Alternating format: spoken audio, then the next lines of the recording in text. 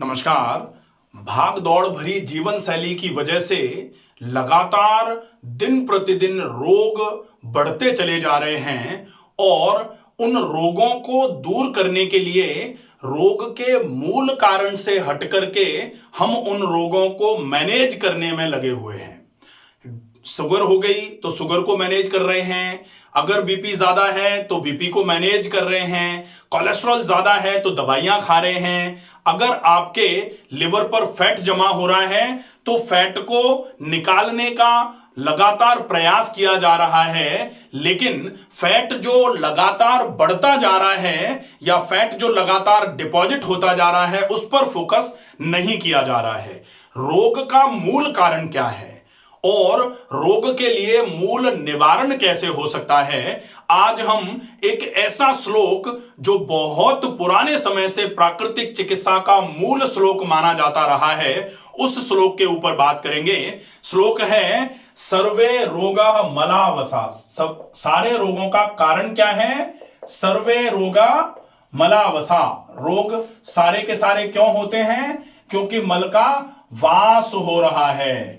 और निवारण कैसे हो सकता है? रोग अगर हो रहे हैं तो होते हुए रोगों को, पनपते हुए रोगों को किस तरीके से ठीक किया जा सकता है उसमें बहुत क्लियरली लिखा गया, लंघनम परम औषधम। लंघनम परम औषधम। लंघन मतलब उपवास। उपवास क्या है? परम औषधि है। औषधि नहीं, परम औषधि, सुप्रीम मेडिसिन का काम करती है। और कारण क्या है? सर्वे रोगा मलावसा। अब आयुर्वेद भी यही कहता है कि सर्वेसाम रोगाणाम निदानम कुपिता मला। सारे के सारे रोगों का एक निदान है, एक डायग्नोसिस है सारी बीमारियों की। और वो डायग्नोसिस क्या है कि शरीर में अगर मल कुपित होगा तो ये मान लीजिए कि शरीर जरूर रोगग्रस्त हो जाएगा। और कुपित होते हुए मल को आप अगर हटा दो तो शरीर पूरे तरीके से रोगों का निवारण हो जाएगा, शरीर पूरे तरीके से स्वस्थ हो जाएगा।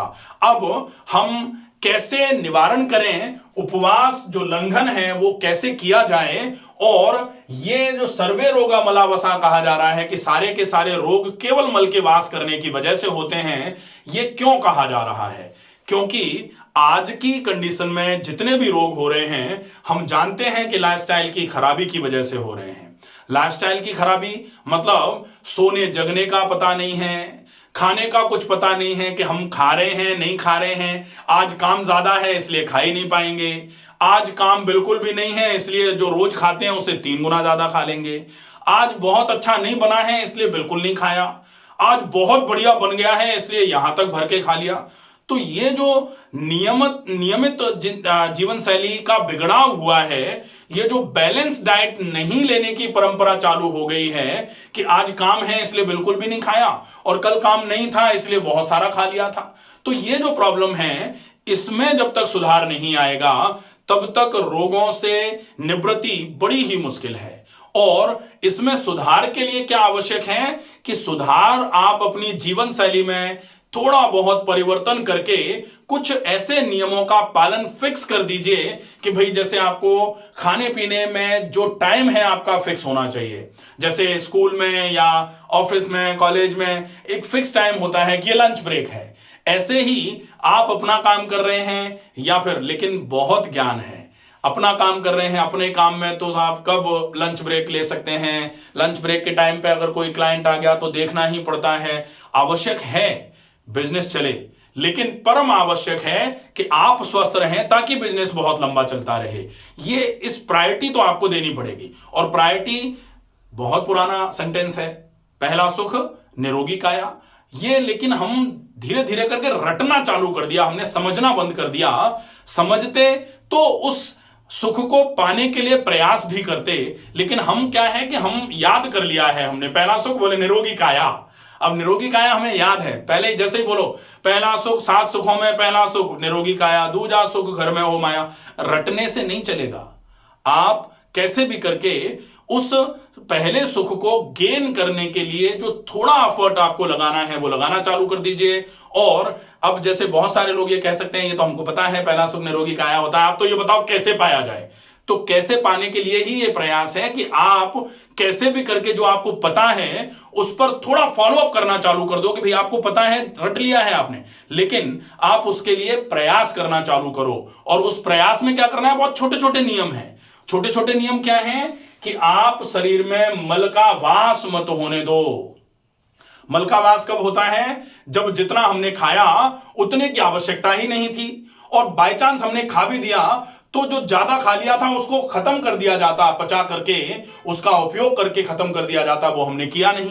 तो फिर क्या होगा कि शरीर में एक्स्ट्रा फूड पड़ा रहेगा, और वो एक्स्ट्रा फूड जो है वो एक्स्ट्रा कैलोरी के रूप में आ जाएगा, फिर शरीर में वो जमा हो जाएगा।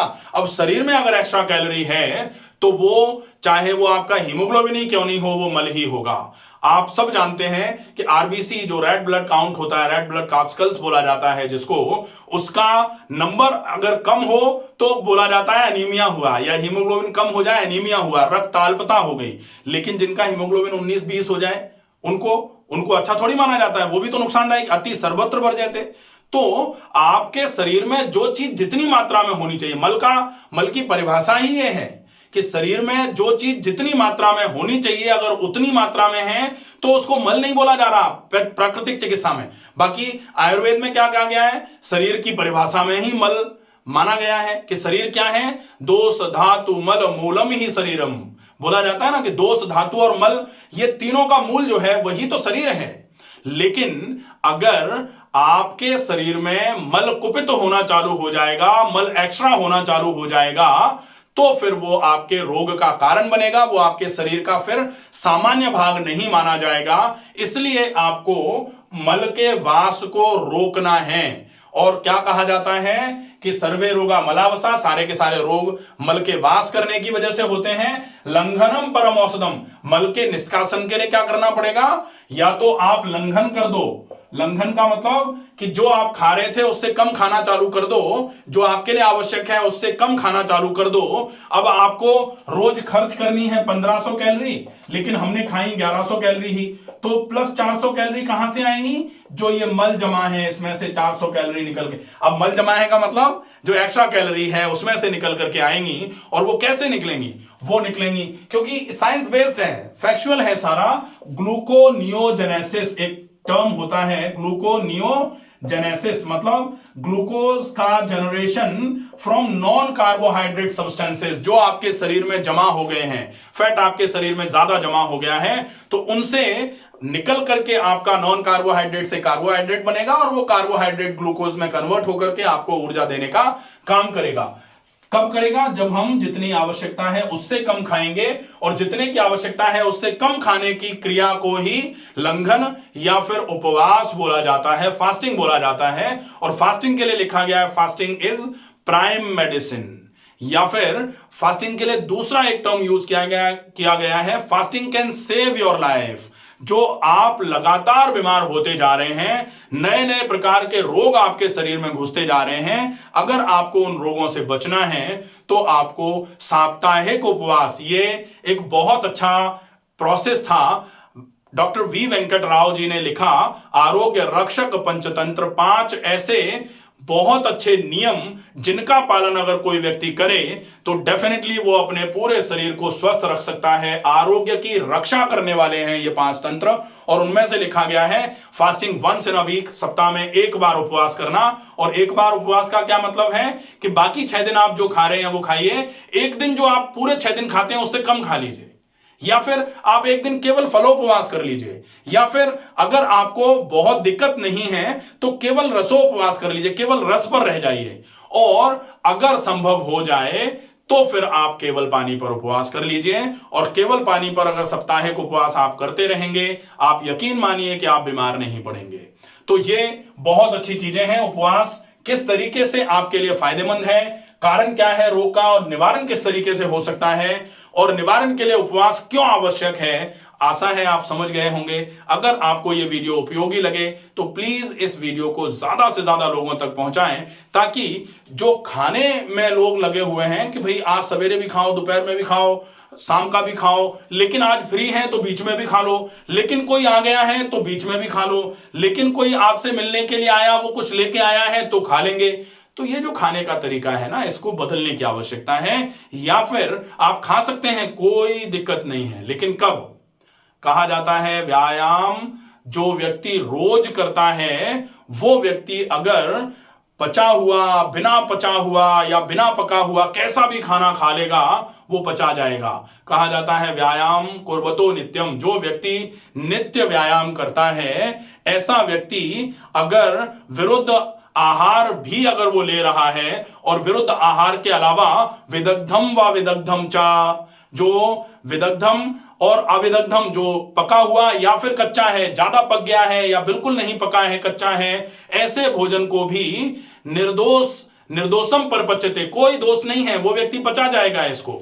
तो ये जो पूरा का पूरा श्लोक लिखा गया है कि नित्य व्यायाम करने वाला व्यक्ति अगर जो जिसको विरुद्ध आहार बोला जाता है, इनकॉम्पैटिबल फूड कहा जाता है, रॉन्ग कॉम्बिनेशन का फूड कहा जाता है, या फिर ज्यादा पका हुआ, जिसको ज्यादा पका हुआ बोलते हैं, जला हुआ कहा जा सकता है, या फिर बिल्कुल कच्चा बिना पका हुआ भोजन भी अगर खा लेगा, तो ऐसे भोजन को पचाने की शक्ति भी ऐसे व्यक्ति के पाचन तंत्र में होती है जो नित्य व्यायाम करता है। तो आपको इस पर ध्यान रखना है, प्लस व्यायाम पर जरूर फोकस करना है। आशा है ये वीडियो समझ में आएगा। ज्यादा से ज्यादा लोगों तक इस वीडियो को शेयर करें। स्वस्थ रहिए, सुरक्षित रहिए। धन्यवाद।